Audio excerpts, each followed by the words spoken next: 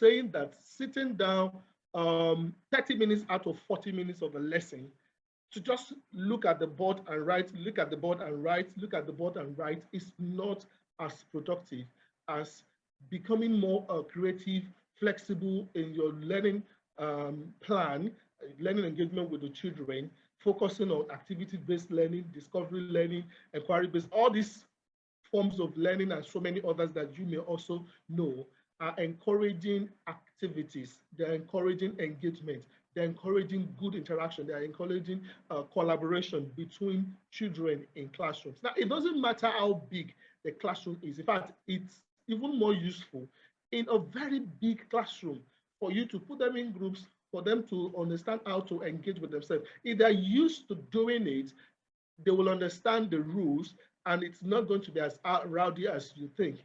I can't go through all of the rules and the guidance that you need to provide to be able to have a good classroom structure, group structure in the classroom, the group dynamics I call it. I won't be able to deal with all of that in this training really. But the focus, what I'm trying to say for now is for you to help the children to actively take note and lesson. It must be part of what you will have prepared for. You must bring in into the lesson materials. You must bring in into the lesson, activities that will help the student to be engaged while the lesson is going on, and then put things down that they are actively involved rather than just passively filling the pages of their notes with what you're just projecting on your slide or writing on your notes on your whiteboard. Okay, tip number 3, quickly, consciously manage what needs to be written. Now, if they must write at all, like we're saying, please keep the volume low.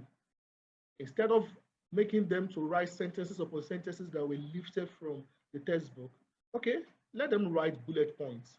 Let them write just summaries. Let them write just a few things in their notes, which is more like, okay, your own summary of whatever you've taken from the textbook. Great.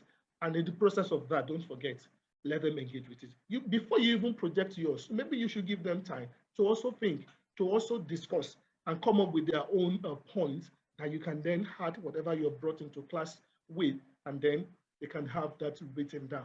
And then be conscious of the time. In a lesson of 40 minutes, like I'm saying, be conscious of how long you want them to sit down writing and writing. I'm sure you know your lesson is not just about writing, except it is a writing skill lesson, as mentioned earlier. If your objective is to improve their writing skill, it's a different thing. But if your lesson is not just about writing, then you need to consciously think of how much time you want to apportion. Think about it. In a 7-period day, 7 period from around 8 to 2:33 thereabout, and teacher after teacher will come into a classroom. If all the teachers are using most part of their lesson for students to just sit down and write, by mid of the day, you will expect the children to complain that the lessons are boring because they are just sitting down, writing and writing. I'm sure you can relate with what I'm talking about. So before you come into the lesson, be consciously aware of how much you want them to write within the lesson and how active you want that writing to be and how engaged you want them to be within that lesson. I'm sure I've been talking about planning. All of these have to do with your lesson planning. Your lesson planning should not just be something you're submitting to fulfill all righteousness. This is where your planning really comes into play. Proper planning for your lesson to take care of what will happen from beginning, not just sitting down to duplicate. Also, I put duplication there. It's not about getting into lessons and duplicating. Okay, whatever they are writing should be supplement to the content in the textbook. Yes, it should be okay. You found something that is not in their textbook and you want them to add. Yes, we have already mentioned it in the first tip that you should draw their attention. Let them keep focus them on textbooks. Don't give them the mindset that their textbooks are meant to be stored away while they go through the year. Just have the textbook for buying sake, or when they need to just do your assignment or make reference. There's nothing stopping them from bring their textbook to class, read through their textbook, get the understanding of whatever is in their textbook first. Let whatever is in their textbook be their first notes that they are keeping. They can highlight even from there. They can summarize from there, and then only additional thing, more or less, should be what you will give them to write from whatever you are projecting, and be sure you manage the time that they need to do that. Briefly, you continue again with more active activities. I said learning should be an active process. Too often, I like that quote. Students come to school to watch their teachers work, and they are just, following along, lazing around, just do the little they can, but their teachers are the one doing all the work. That shouldn't be the way it is. Learning should be, teaching learning engagement should be both sides. They should be involved in their learning as well. I'm moving faster now. I'm getting to, okay, that should be tip number 4. That numbering is right. Now, we're now looking at some of the active things that they can do. Graphic organizers other way is another examples of how they can keep evidences of their lesson. Okay, there you can see in that picture the benefits of students who use graphic organizers. This training would not be enough for us to talk about graphic organizers, but I know some of us use this. Now, we need to be more deliberate about how to use this in our lessons to, keep evidences of the things that are going on in our lessons. It doesn't have to be notes and notes all the time. Mind mapping, if you show children how to do it, you can teach them how to do it, you can deal with them. Those are some of the things that even they themselves can use it in their reviewing. While they are reviewing the notes that they've taken, mind mapping is very useful for them to use. Now, the corner note-taking method is also very good, especially for the older students. The older students can use this also to add their own thoughts, add their own mind. Somebody needs to finish. No, let me finish. Okay. Okay, can we mute, please? Thank you.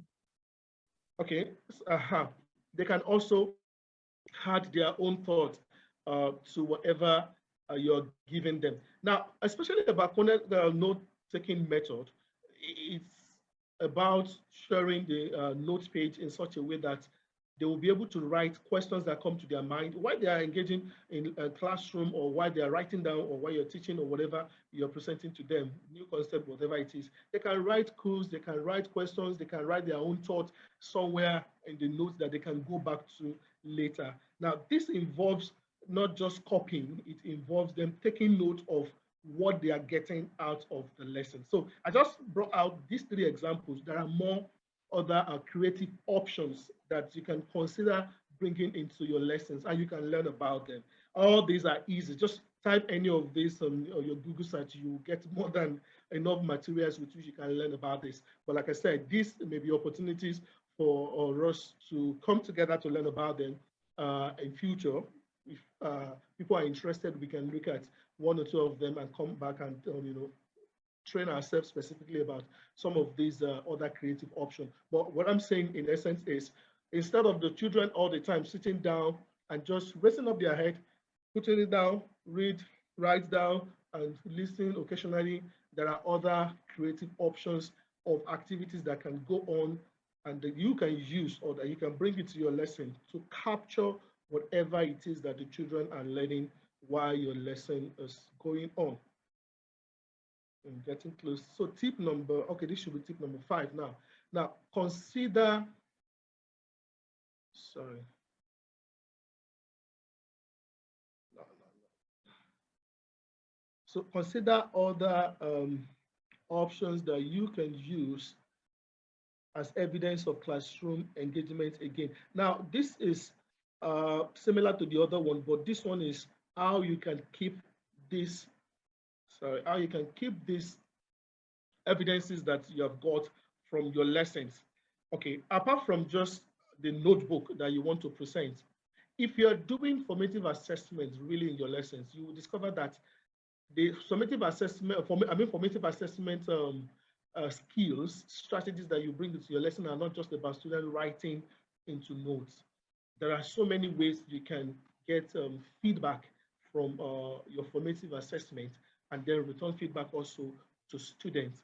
Now, keeping portfolio is a very good example. That was why I brought this picture.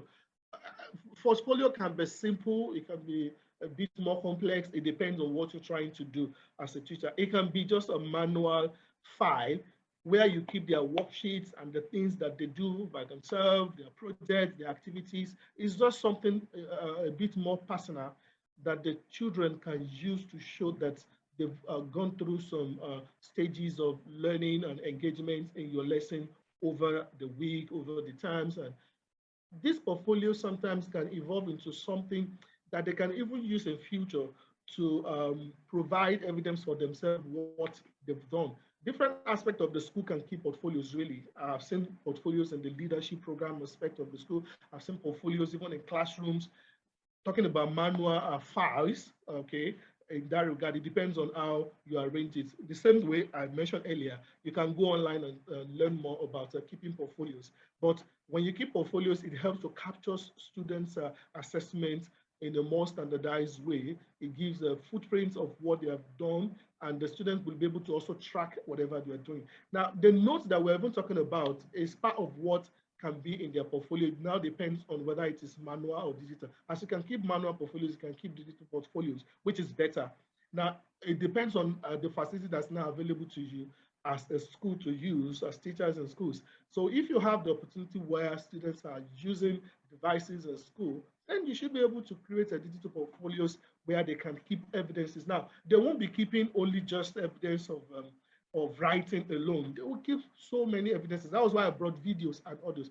I've worked with students who produce the video recordings, audio recordings of their lessons. I was having a discussion a few days ago with a literature teacher, and we're talking about just sitting down in lessons and reading. Just students are reading the different lines of the people in a particular play work.